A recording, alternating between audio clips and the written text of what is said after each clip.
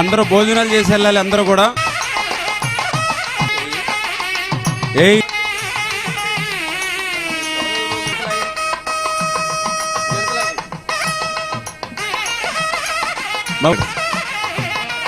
మండల పార్టీ అధ్యక్షులు ఓకే కంగారు పడదు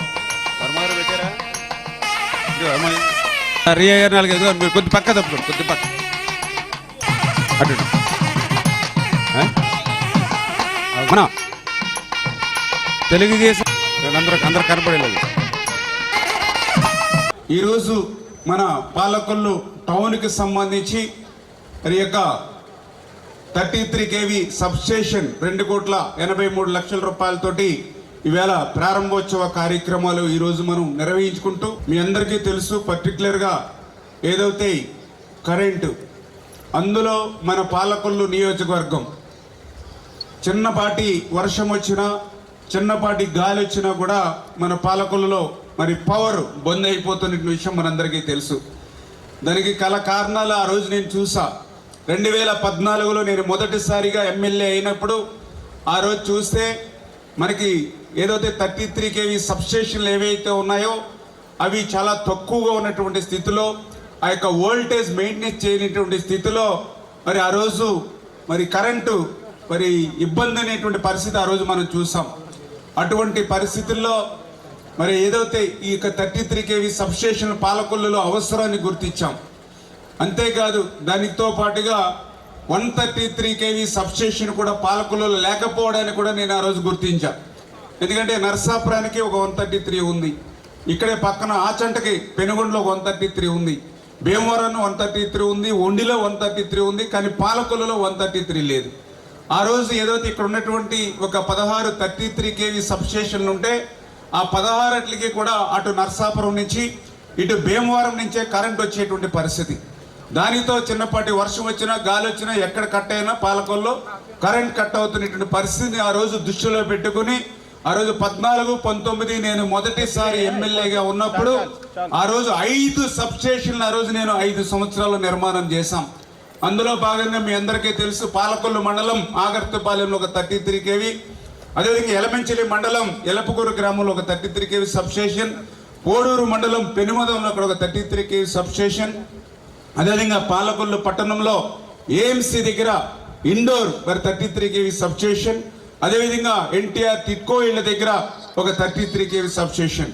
5 సంవత్సరాల ఆ రోజు పరిపాలన మొదటిసారి ఎమ్మెల్యేగా 5 సబ్స్టేషన్లు పాలకొల్లు నియోజకవర్గంలో ఆ రోజు మనం నిర్మాణం చేసినటువంటి పరిస్థితి. నేను మిమ్మల్ని అందరినీ ఒకటి అడుగుతూ ఉన్నా, 14, 19లో మనం 5 సబ్స్టేషన్లు నిర్మాణం చేసుకున్నాం. మరి 19, 24 ప్రభుత్వం మారింది. మరి ప్రభుత్వం మారినా మనందరికీ తెలుసు కరెంటు అవసరాలు ఏ రోజుకి ఆ రోజు పెరుగుతూ ఉంది, కరెంటు డిమాండ్ ఏ రోజుకి ఆ రోజు పెరుగుతూ ఉంది. ఎందుకంటే ఇంట్లో గృహోపకరణాలన్నీ కూడా మనం విద్యుత్తోటే నడిపించుకుంటూ ఉన్నాం. ఇంట్లో వాటర్ పైకి ఎక్కాలంటే మోటార్ ఆన్ చేసుకోవాలి, ఇటు మిక్సీ ఆన్ చేయాలి, ఇటు గ్రైండర్ ఆన్ చేయాలి, ఇక్కడ ఫ్రిడ్జ్ పని చేయాలి, అక్కడ ఫ్యాన్ తిరగాలి, అక్కడ ఏసీ పని చేయాలి. ఎందుకంటే మన కోసం కాకపోయినా చిన్న చిన్న పిల్లలు ఈ టెంపరేచర్ తట్టుకోలేకపోతుంటే మధ్య తరగతి పిల్లలు వాళ్ళు కూడా ఈరోజు ఏదో ఒక రకంగా పొదుపు చేసుకుని ఏసీలు పెట్టుకుని ఇంట్లో లేకపోతే ఉండలేనటువంటి పరిస్థితి పిల్లలు. అటువంటి స్థితిలో కరెంటు డిమాండ్ పెరుగుతూ ఉంది ఏ రోజుకి ఆ రోజు. నేను ఎందుకు చెప్తున్నానంటే ఆ రోజు 14, 19లో పెరుగుతున్నటువంటి డిమాండ్కి అనుగుణంగా నేను 5 సబ్స్టేషన్లు పాలకొల్లో నిర్మించా. మరి 19, 24 5 సంవత్సరాల వైఎస్ఆర్సీపీ పాలనలో ఒక్కటంటే ఒక్క సబ్స్టేషన్ కూడా పాలకొల్లు నియోజకవర్గంలో నిర్మాణం కాలేదు అని అంటే మరి వాళ్ళు ఎంత నిర్లక్ష్యంగా ప్రజల పట్ల వ్యవహరించారనేది అదే ఒక ఉదాహరణ అనే విషయాన్ని సందర్భంగా తెలియజేసుకుంటూ ఉన్నా. మరి అంతేకాదు ఆ రోజు 133 సబ్స్టేషన్ కూడా పాలకొల్లుకు ఉండాలనేటువంటి ఆలోచనతో ఆ రోజు నేను కూడా చంద్రబాబు నాయుడు గారితో ఆ రోజు మరి సంతకం పెట్టించుకుని శాంక్షన్ నిమిత్తం ఆ రోజు విజయానంద్ గారు అప్పుడు కూడా విజయానంద్ గారు ఆయన సిఎండిగా ఆయన ఉన్నారు. ఆ విజయానంద్ గారితో కూడా శాంక్షన్ ఇవ్వడం జరిగింది. ఆ రోజు కళా వెంకటరావు గారు కూడా ఆ రోజు మంత్రిగా ఉన్నారు. ఆ రోజు శాంక్షన్ చేసుకున్నాం. స్థలం కావాలంటే లంకల కొడేరులో ఆ రోజు స్థలాన్ని కూడా చూసాం. అన్నీ మరి మాట్లాడుకునేటువంటి టైంలో మరి ఎలక్షన్ల టైం రావడం, ఎలక్షన్ టైం వచ్చినటువంటి పరిస్థితుల్లో ఆ రోజు కూడా నేను కళా వెంకటరావు గారిని కూడా అడిగా, సార్ ఎన్నికల నోటిఫికేషన్ వచ్చేసేలా ఉంది, మీరు కొంచెం శంకుస్థాపన చేయాలని అంటే, సరే ఇప్పుడు అంతా ఇంక ఎలక్షన్స్ బిజీగా ఉన్నాం, మేమందరం ఏముందిలే నెక్స్ట్ గవర్నమెంట్లో నువ్వు మంత్రిగానే శంకుస్థాపన చేసుకుంది కానీ అని అన్నారు కళాహంప్రభు గారు ఆ రోజు. కానీ దురదృష్టం ప్రభుత్వం మారిపోయింది, మన రాత కూడా మారిపోయింది. దానితో మీరు చూశారు ఏదైతే 1924 మనం తెచ్చినటువంటి 133 సబ్స్టేషన్ కూడా మళ్ళీ 5 సంవత్సరాల్లో రద్దు చేసినటువంటి పరిస్థితి. 5 సంవత్సరాల్లో ఎక్కడ కూడా ఒక చిన్న సబ్స్టేషన్ కూడా నియోజకవర్గంలో నిర్మాణం చేయనటువంటి పరిస్థితి. ఎందుకు ఈ మాట చెప్తున్నానంటే వీళ్ళ కరెంట్ అంటే ఒక నిత్యావసర వస్తువుగా మారిపోయింది. ఒక పూట భోజనం లేకపోయినా పర్లేదు కానీ ఒక గంట కరెంట్ లేకపోతే ఉండలేనటువంటి పరిస్థితి. ఎందుకంటే మాకు కూడా రాత్రి ఏమైనా కరెంట్ పోతే 10ంటికి 11ంటికి 12ంటికి కూడా ఫోన్లు వస్తూ ఉంటాయి మాకు. అటువంటి పరిస్థితుల్లో మేము చూస్తూ ఉంటాం. ఇంకా గట్టిగా కరెంట్ రాకపోతే మీరు సబ్స్టేషన్ కాడికి వెళ్ళిపోతూ ఉన్నారు. ఇంక పిల్లల్ని వాళ్ళని ఎత్తుకుని సబ్స్టేషన్ కాడికి కూడా మీరు వస్తున్నటువంటి రోజులు కూడా నేను చూసాను సబ్స్టేషన్ దగ్గరికి. ఇంకా నేను కూడా మీతో పాటు సబ్స్టేషన్కి వచ్చేస్తే మాకు ఫోన్ల బాధ ఉండదని నేను కూడా మీతో పాటు సబ్స్టేషన్ కూడా వచ్చిన రోజులు ఉన్నాయి కరెంట్ పోతే. అంచేత అటువంటి స్థితి అంటే కరెంటు అంత అవసరమైనటువంటి పరిస్థితి. నేను అడుగుతూ ఉన్న 5 సంవత్సరాల్లో మరి ఇటువంటి సబ్స్టేషన్ కానీ 133 కానీ కనీసం మరి ఒక్క పునాది రాయి కూడా నిర్మాణం చేయకుండా ప్రజల బాగుల్ని పట్టించుకోనిటువంటి వాళ్ళు 5 సంవత్సరాలు మిమ్మల్ని అందరినీ గాలికి వదిలేసినటువంటి వాళ్ళు ఇవాళ మనకు అవసరమా పాలకొల్లు నియోజకవర్గంలో అటువంటి వైసీపీ నాయకులు కానీ అటువంటి మరి వైసీపీ మరి ఇవాళ ఎవరైతే ఉన్నారో అవసరమో కాదో మీరు ఒక్కసారి ఆలోచన చేసుకోవాలి. అంచేత పనిచేసేటువంటి ప్రభుత్వానికి పనిచేసేటువంటి నాయకులకే మీరు ఎప్పుడు కూడా మద్దతు ఉండాలి. ఈరోజు తెలుగుదేశం జనసేన బీజేపీ కూటమి అధికారంలోకి వచ్చాక ఈవేళ 9 నెలల కాలంలోనే ఈవేళ ఆర్థిక పరిస్థితి సహకరించకపోయినా ఏదైతే ఇక్కడ 33 kV సబ్స్టేషన్ శంకుస్థాపన చేయడమే కాదు మొదటి 9 నెలల 10 నెలల కాలంలోనే ఈరోజు ప్రారంభోత్సవం చేశాము అని అంటే ఇది తెలుగుదేశం జనసేన బీజేపీ మాట ఇస్తే నిలుపుకునేటువంటి ప్రభుత్వం. గత 5 సంవత్సరాలు మోసం దగాతో ఆ రోజు పాలన సాగింది.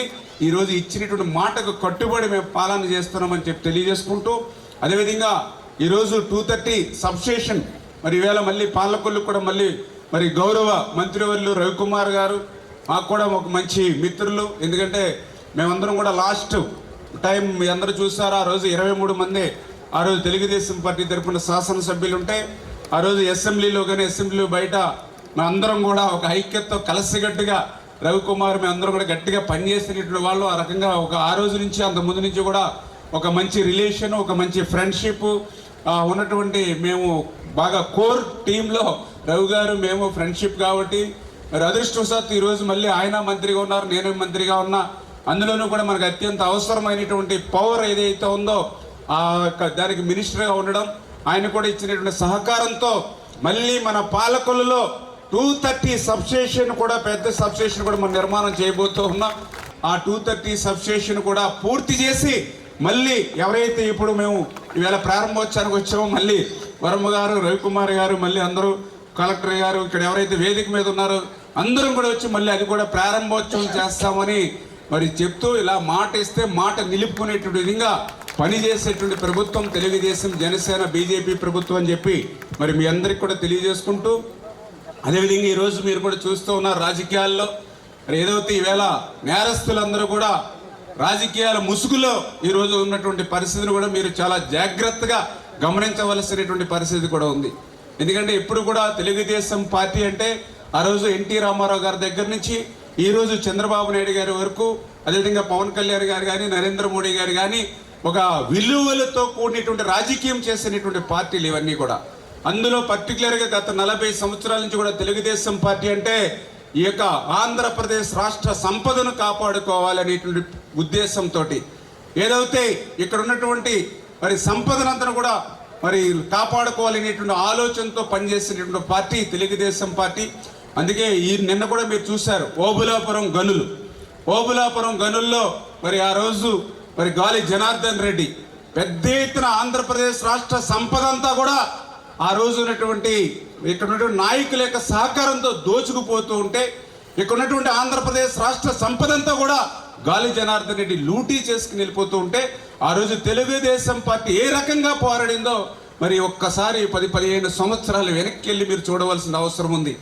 ఆ రోజు ఓబులాపురం గనులు దోపిడీని లూటీని నిరసన తెలియజేయడానికి ఆ రోజు చంద్రబాబు నాయుడు గారి దగ్గర నుంచి మా ఎమ్మెల్యేలు మా నాయకులు ఓబులాపురం వెళ్తే ఆ రోజు నిర్దాక్షిణ్యంగా అరెస్టులు చేసి అక్రమంగా 35 మంది మీద చంద్రబాబు నాయుడు గారి దగ్గర నుండి తెలుగుదేశం పార్టీకి సంబంధించినటువంటి మాజీ మంత్రులు ఎమ్మెల్యేల మీద అక్రమంగా ఆ రోజు కేసులు పెట్టి జైలుకి పంపించినటువంటి పరిస్థితి ఆ రోజు మీ అందరూ కూడా చూసినటువంటి స్థితి రాజశేఖర రెడ్డి గారి హయాంలో. అంటే ఆ రకంగా దోపిడీ లూటీల మీద ఎప్పుడు కూడా తెలుగుదేశం పార్టీ అవిశ్రాంతంగా గత 30-40 సంవత్సరాల నుంచి పోరాడుతున్నటువంటి పార్టీ. అందుకే నిన్న మీరు చూశారు, సత్యమే గెలుస్తుంది, సత్యమేవే జయిత అనేటువంటి ఏదైతే సూక్తుందో ఆ సత్యమే నిన్న గెలిచింది. ఆ యొక్క గాలి జనార్దన్ రెడ్డి ఏదైతే దోపిడీ ఏదైతే ఉందో, లూటీ ఏదైతే ఉందో దానికి ఆయనకి 7 సంవత్సరాలు మరి కఠిన జైలు శిక్ష నిన్న విధించారని అంటే ఈ దోపిడీ లూటీ మీద ఆ రోజు తెలుగుదేశం పార్టీ, ఆ రోజు చంద్రబాబు నాయుడు గారు చేసినటువంటి పోరాటం మరి నిన్న ఫలించినటువంటి పరిస్థితి. కొంచెం న్యాయం ఆలస్యమైనా మరి తప్పనిసరిగా సత్యమే గెలుస్తుంది. ఎప్పుడు కూడా ఆ రోజే కాదు, ఈ రోజు కాదు, ఎప్పుడు కూడా ఈ ఆంధ్రప్రదేశ్ రాష్ట్ర సంపదను కాపాడుకోవడానికి, తెలుగు జాతికి రేపు వారసత్వంగా వచ్చేటువంటి ఆస్తుల్ని కాపాడుకోవడానికి ఎప్పుడు కూడా ఆ రోజు తెలుగుదేశం, ఈ రోజు తెలుగుదేశం, జనసేన, బీజేపీ ఎప్పుడు కూడా పనిచేస్తామనే విషయాన్ని మరొక్కసారి మీ ద్వారా కూడా తెలియజేస్తాం.